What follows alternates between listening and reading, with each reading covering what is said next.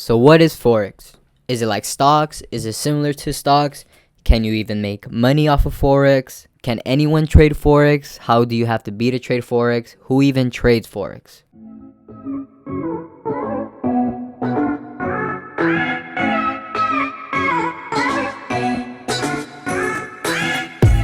Forex simply stands for foreign exchange, also known as FX. Forex is how businesses, people, and banks exchange one form of currency into another. For example, if a bank wants to exchange a certain amount of US dollars into pesos or into Japanese yens, they'll go ahead and utilize the Forex market to actually exchange a certain currency to a different form of currencies. So if you ever wondered how banks go ahead and do that, now you know. It's crazy how a lot of people aren't aware of the Forex market, just given the fact that the Forex market rotates $3 trillion and above every single day, making it the biggest financial exchange in the world. More money goes in and out of pockets in the Forex market than the stock market. So it's still a little confusing as far as how people aren't as aware of the Forex market as I would assume a majority of people would be aware of. The Forex market is one of the biggest financial markets, and the Forex market in essence has some of the biggest opportunities to make money at the end of the day. So currencies, right? So when we're talking about Forex, we're talking about currencies. For this example, we have Euro USD. This is going to be a currency pair. So the base and a quote. So the base is always going to be on your left hand side of the pair. In this example, it's going to be euro, the euro currency, right? And then on the right hand side is going to be the quote. For this instance, is going to be the USD dollar. Something to keep in mind is that the euro is not always going to be on the left, meaning the euro is not always going to be a base. And same thing for the USD. The USD is not always going to be on the right, meaning the USD is not always going to be a quote. There are different pairs where euros is a quote and USD is a base. So if we go ahead and look at the bottom with euro and USD, so for 1 euro, it's going to be equivalent to $1.38. And if I wanted 1 euro, I would have to give up $1.38 and vice versa. So that's essentially the basis as far as what Forex is and what you're essentially doing. You're going to somewhere, you have $1.38 and you're buying 1 euro. Now let's say the United States economy goes up. Now you would need less US dollars to buy 1 euro, meaning let's say the economy goes up, now you only need $1.20, and originally it was $1.38.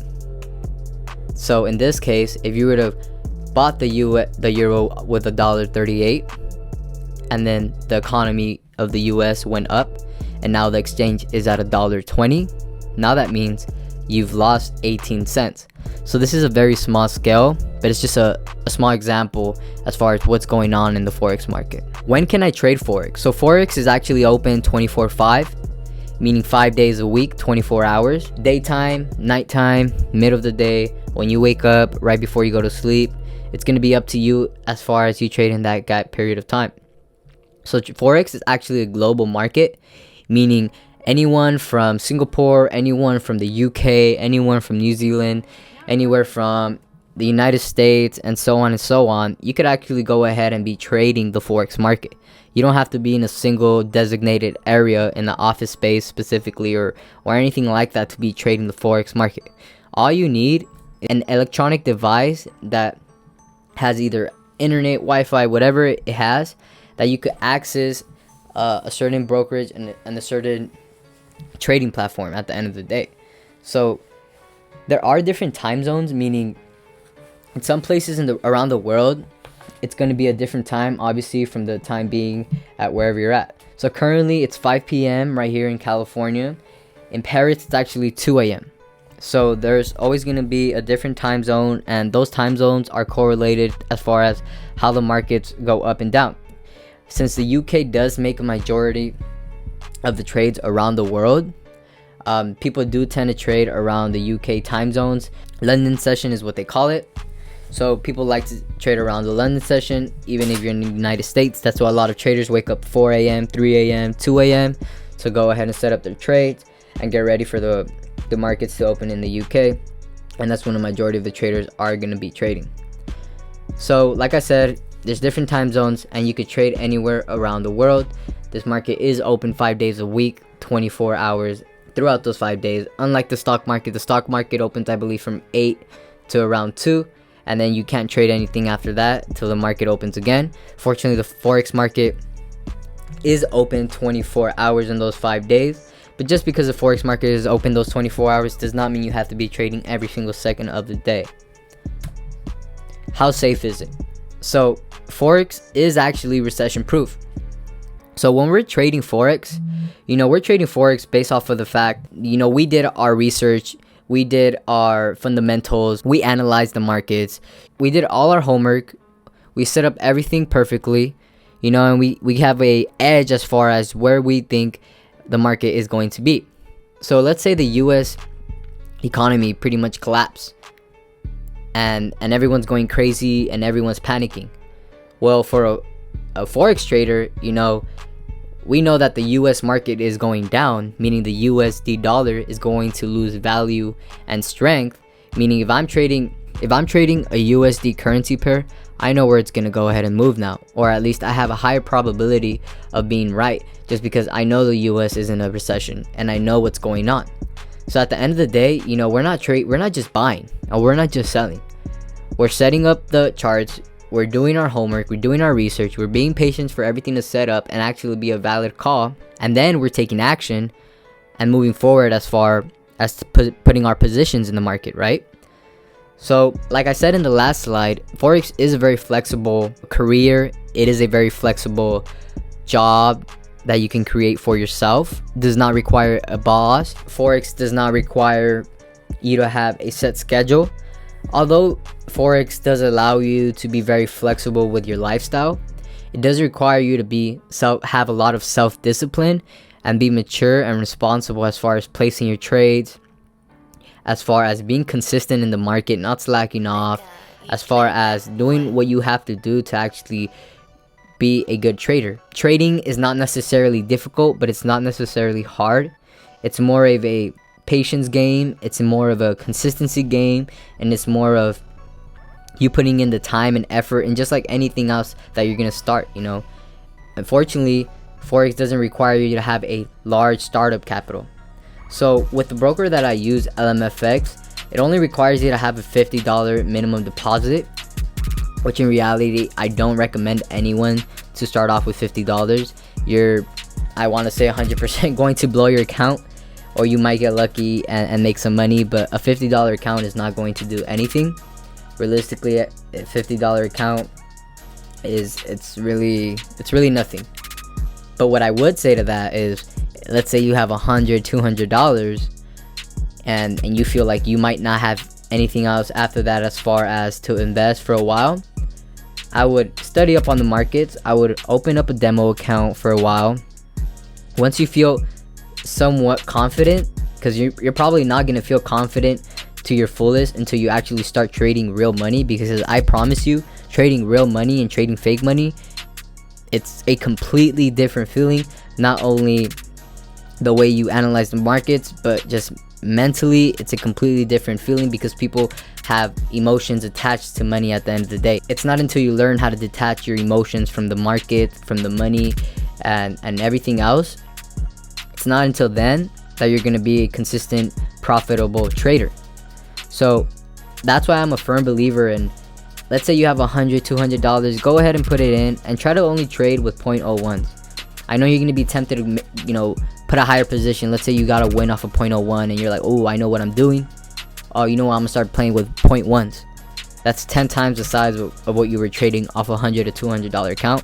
And I promise you, you're going to over leverage yourself and you're going to end up blowing your account, which is the last thing we want, because the majority of the times when a new trader at least, blows their account the first time, it's either going to be, oh, I'm not doing this anymore, it's too risky, I quit, or you're going to go ahead and keep on moving forward.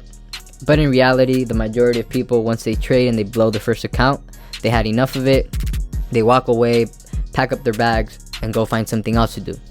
But I promise you, realistically, I'm not sure as far as how accurate this is, but I personally feel that 90% of traders at least successful traders have blown up at least one account. It just happens. It's just part of the game. It's just part of learning the game.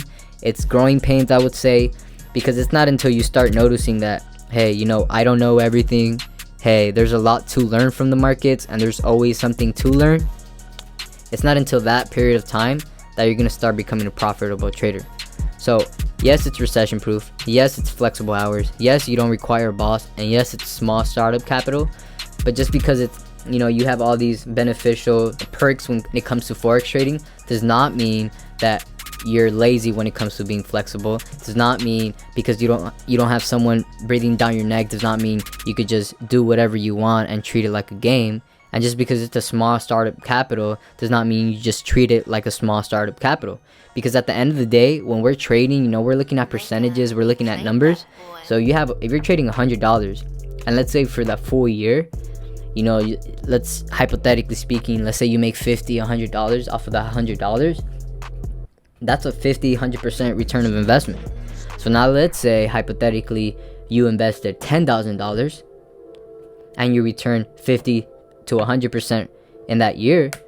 You just made $5,000 to $10,000, and it's going to be the exact same percentage made off of that $100. So the whole point is building your confidence off a smaller account, getting comfortable with the software, getting comfortable with just processing and doing things and left and right, and just knowing simple things like base, quote, simple things, just simple things like definitions of pips and the pip value and pip worth and stop loss, take profit, just learning simple things. And then you're going to go ahead and level up. Now you're trading $500, now you're trading $1,000 account and whatnot. But at the end of the day, it is recession proof, and we're not going based off of how the entire economy is doing. We're going based off of what we see, what we've analyzed, what we studied, and then we go ahead and take those positions. So to wrap it up, I just want to show you a list of different currencies. The top 8 pairs that essentially make the majority of the trades that go around the world is going to consist of the euro, the USD, the Japanese yen, the British pound, the Australian dollar, the Canadian dollar, and the New Zealand dollar. I'm not sure if I'm missing one out. The Canadian dollar, I believe I said that one already. Yeah, so those are going to be the top 8 pairs that consist of that consist of the majority of the trades that are occurring in the market.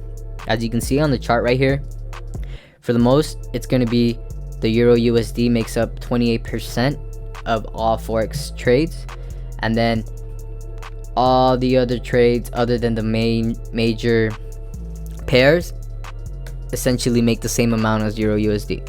So at the end of the day, if you look into pairs and what pairs to trade, the majority of people in the world are trading the top 8 pairs, and of course pair differently to whether it be euro GBP, whether it be euro USD, whether it be AUD USD, whether it be GBP NZD. It's those top pairs pretty much intertwine with one another is what makes the majority of the exchanges in the forex market.